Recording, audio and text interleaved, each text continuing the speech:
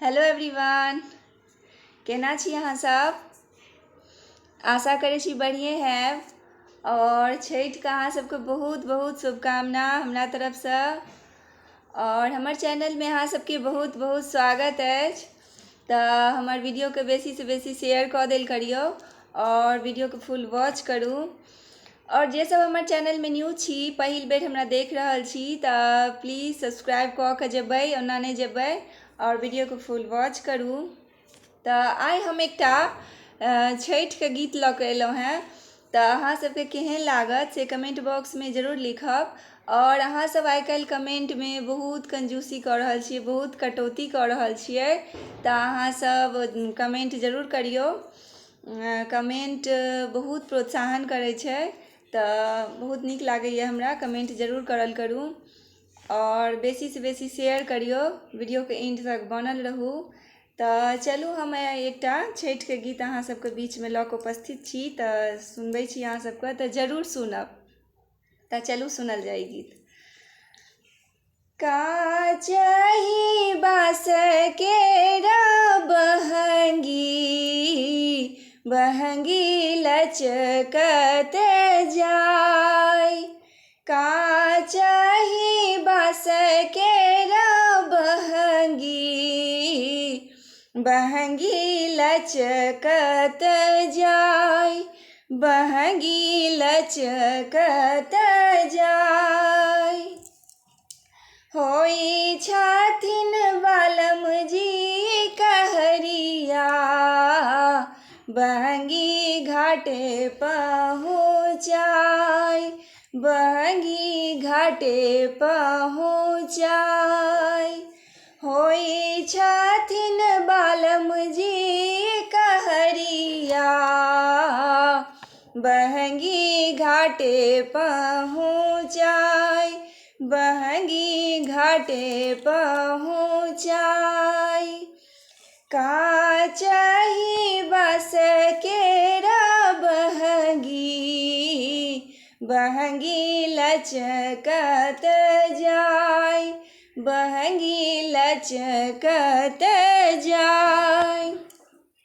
बाट जे पूछती बटोहिया, बहंगी केकरा के जाय, बहंगी केकरा के जाय।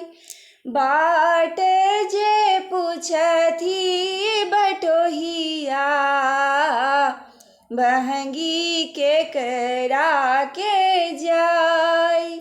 तू त आन्हर छारे बटोहिया, बहंगी छठी मैया के जाय।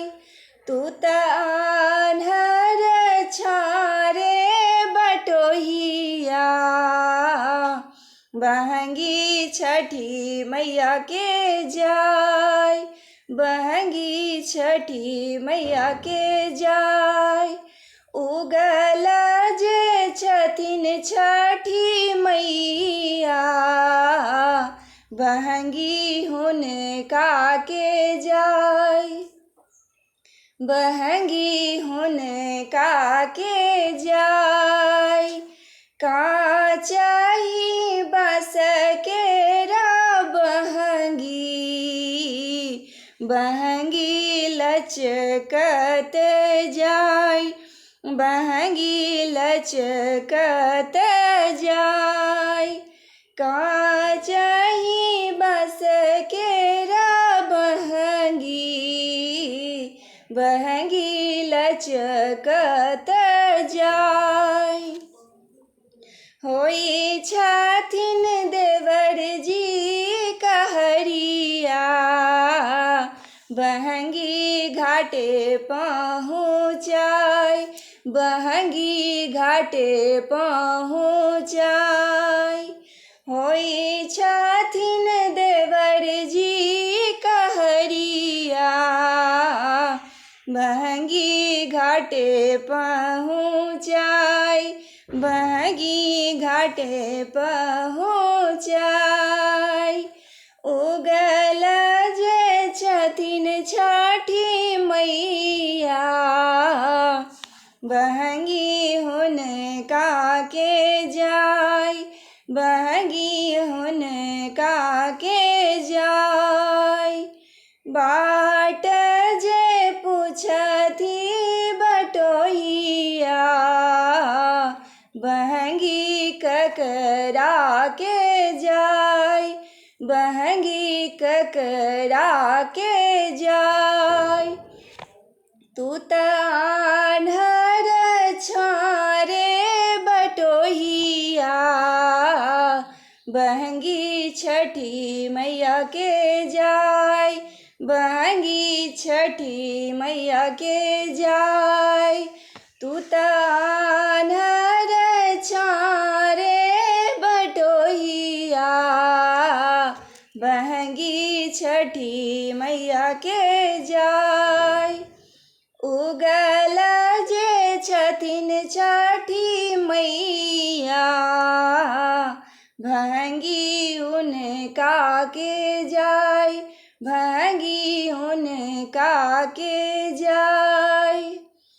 काचही बस केरा बहंगी, बहंगी लचकत जाय, बहंगी लचकत जाय, बहंगी लचकत जाय, बहंगी लचकत जाय। तऽ अहाँ सबके गीत केहन लागल से कमेंट बॉक्स में जरूर लिखबै। हम बेर बेर कहै छी कमेंट बॉक्स में जरूर लिखबै।